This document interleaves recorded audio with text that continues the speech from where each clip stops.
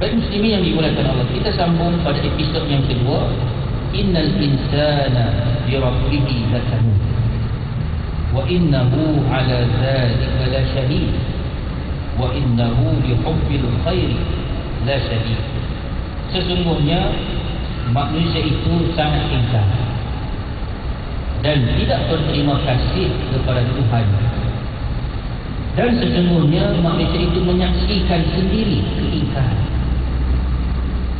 Dan sesungguhnya dia sangat bakhil lagi kedekut terhadap cintanya kepada Allah. Tuan-tuan yang dimuliakan, episod yang kedua menceritakan tentang keingkaran manusia. Ingkar tak ingkar manusia ini sehingga dia tidak tahu untuk berterima kasih dan bersyukur kepada Allah Subhanahu wa taala. Wa innahu ala dzalika lasyahid. Dan sesungguhnya manusia itu sendiri menyaksikan keingkaran. Manusia-manusia yang ada di dunia ini sendiri menyaksikan keingkaran yang dilakukan oleh manusia yang lain. Kita boleh tengok dalam dunia ini. Wa innahu li hubbil khairi la syadid.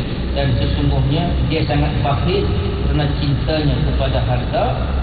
Maksudnya sesungguhnya kecintaannya kepada harta benar-benar tinggi, dan akhirnya dia tenggelam dalam kegairahannya memborot sebanyak mungkin harta benda dunia.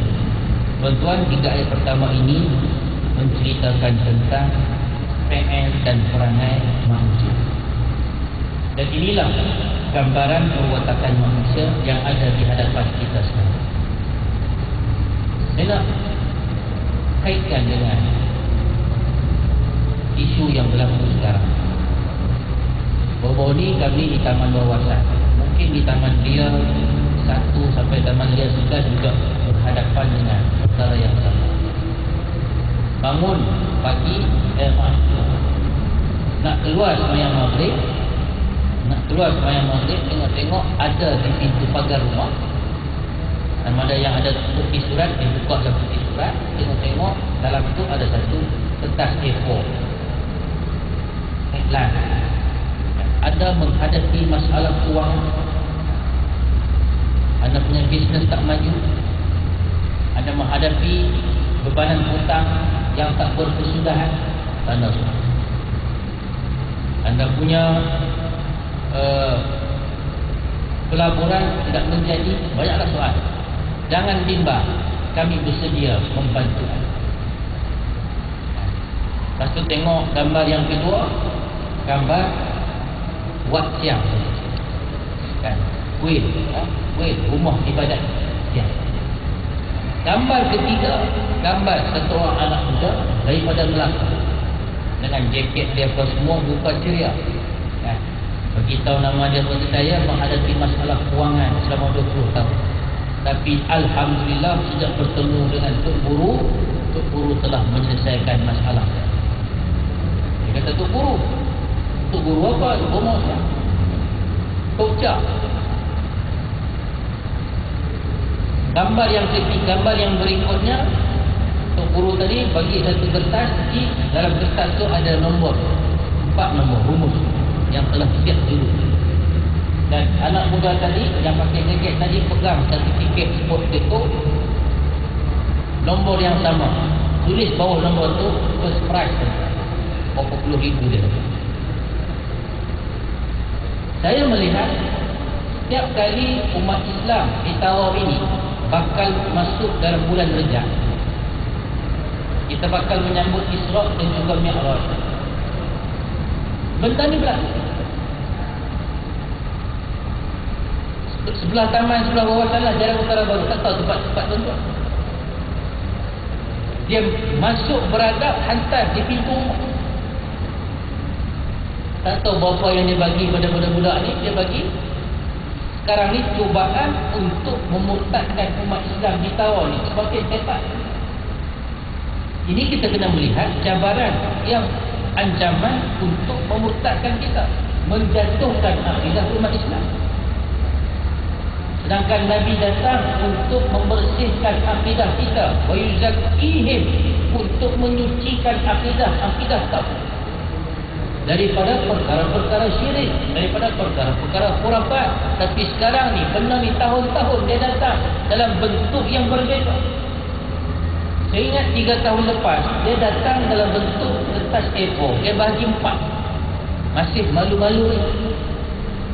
Kertas A4 dia bagi 4. Font dia kecil. Tulisan dia warna hijau. Sama-sama tak sama. Tapi pada bahagian nombor telefon tu besar sikit. Pun hantar di pagar-pagar rumah. Tahun berikutnya, dia keluar A4 pula, tapi bahagi 2. Dia tak malu kali ni. Bagi 2. Font dia agak besar sikit dan warna biru. Kali ni dia letak di wiper kereta yang parking di bandar. Dia parking kereta ketika tu, dapat tu. Dia letak di kereta mana-mana. Tapi kalau dapat pada kita koyak, kita buanglah, masalah dia kalau dapat pada orang lain. Yang akidah dia tuan-tuan, apatah lagi berhadapan dengan masalah-masalah yang sebegini, yang Tuhan nak uji dia, tapi akhirnya dia tertipu dengan tipu daya. Banyak tuan-tuan yang paling menyedihkan, paling memalukan kita tuan-tuan. Setiap risalah itu memaparkan testimoni orang yang pernah terang dan berjaya, testimoni. Sama orang dia ubahlah kan. Setakat dia, kalau dia jadikan testimoni dia tu Antonio Banderas, tak apa. Ataupun Brad Pitt ke, ataupun Ronaldo mana-mana ke, nama yang bukan Islam, tak apalah. Sebab dia bukan Islam, tak jadi masalah. Dalam penanganan agama dia, mungkin itu dihalalkan dalam agama dia. Masalah dia dalam testimoni itu diletakkan gambar orang Islam, nama Islam, dan dia siap syukur lagi, terima kasih lagi kepada Tok Ayah kerana menyelesaikan masalah dia. Lupa dah yang menyelesaikan permasalahan itu bukan lagi Allah Subhanahu Wa Taala. Tuan-tuan, betapa mudahnya akidah umat Islam jatuh. Ini yang Nabi sebut di akhir zaman, paginya dia beriman, petang dia dikubur. Petang dia beriman, malam pula dia dikubur. Ini cabaran yang berada di hadapan kita sekarang. Innal insana li rabbih lakanut. Manusia cukup ingkar di hadapan Tuhannya. Dia tahu benda ni salah, tapi dia main juga. Dia telefon juga, dia minta nombor juga, minta rumus juga, dan dia dapat, dia ikut apa yang Tok Guru tu pesan, Tok Tia tu pesan, dan akhirnya dia dapat. Makin bertambah kepercayaan dia, dia promote kawan-kawan lain lagi, makin bertambah jaringan manusia yang kufur kepada Allah ditawar. Dia cukup bimbang seperti dengan hal-hal yang sebegini. Sebab setiap kali masuk akhir Rabiul Akhir, Jamadil Akhir, nak masuk Rejab, tuan-tuan, benda ni sampai kita. Macam bersistematik, macam bersrategi pula keadaan. Ada yang sanggup pergi ke Kedah. Dia di Kedah lagi tu alamat, mungkin baru 4 tu. Jadi lepas di Kedah, pakai nama testimoni dia Muhammad lagi dah kos. Yang terlepas lagi sandi tuan-tuan, duit first class dia itu dia guna untuk bisnes dia, sebahagian lagi bantu sumbang untuk pembangunan di kuil tersebut.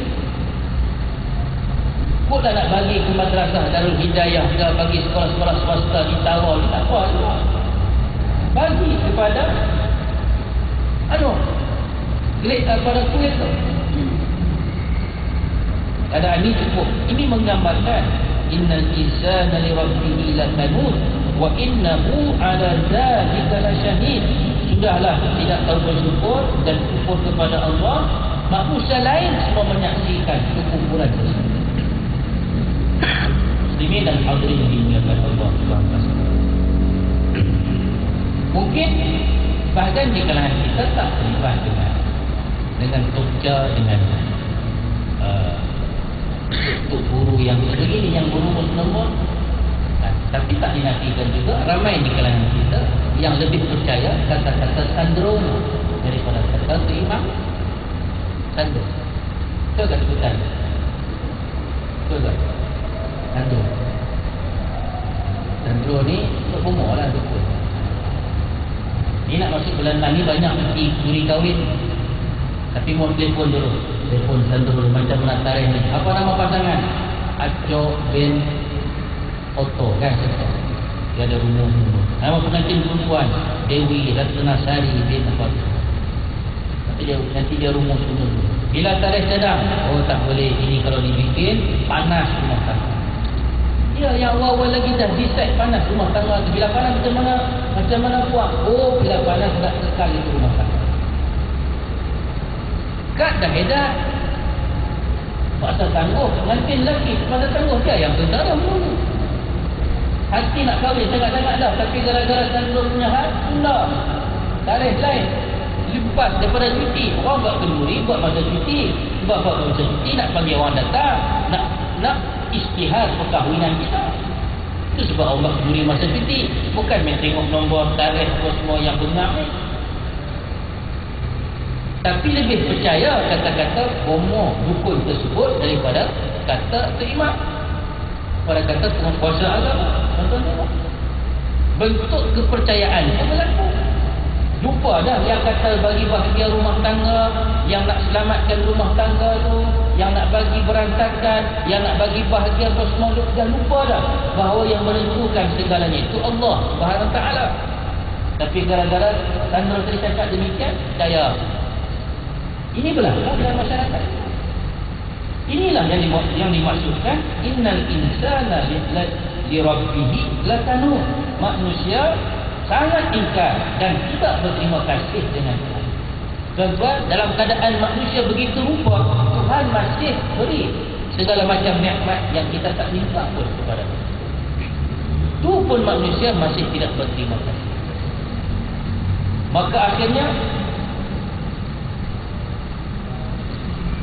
afala ya'lamu idza bu'thira ma fil qubur, maka apakah dia tidak mengetahui apabila dibangkitkan apa yang ada di dalam kubur, wa husila ma fis sudur, dan dilahirkan apa yang tersembunyi di dalam dada-dada mereka. Inna rabbahum bihim yawma idzin lakhabir, sesungguhnya Tuhan mereka pada hari itu maha mengetahui keadaan mereka. 3 ayat terakhir ini tuan-tuan menceritakan akhir sekali manusia tadi dalam keadaan dia sibuk mengbolot harta dunia, kemudian diminta untuk menyumbangkan, buat sedikit sumbangan kepada Islam dan juga perjuangan Islam. Dia jadi sangat bakhil, dihubbil khairi lasyadid, dia sangat cinta kepada harta tersebut, dan akhirnya dia menjadi terikut, menjadi bakhil untuk menyumbangkan harta tadi. Di samping sibuk kumpul-kumpul harta yang banyak, bila nak sedar, bila mana disumbat ke dalam lubang kubur. Inilah akhir kehidupan manusia. Ending kepada surah ini pada 3 ayat terakhir, tidakkah manusia mengetahui kan apakah yang akan berlaku kepadanya bila dibangkitkan di alam kubur.